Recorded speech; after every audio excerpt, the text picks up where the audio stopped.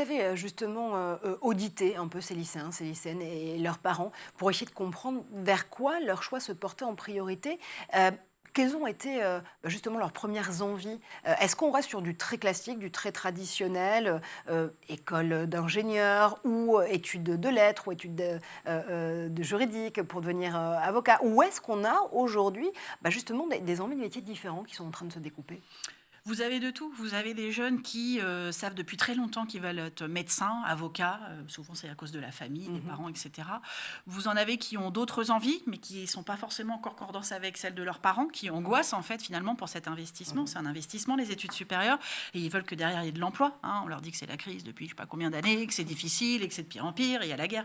Donc voilà, il y a tout ça qui rentre en jeu. Donc il y en a qui savent très bien.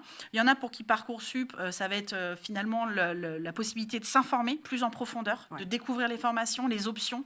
Et puis, bien sûr, il n'y a pas que ça. Moi, je conseille évidemment de se renseigner, mais après, il faut aller sur les salons d'orientation, rencontrer les établissements et ensuite, une fois qu'on en sait un peu plus, aller sur place aux journées portes ouvertes. C'est indispensable. Vous allez passer 2, 3, 5 ans Mhm. dans un lieu. Il faut que ça vous plaise. Il faut que vous y soyez bien pour réussir.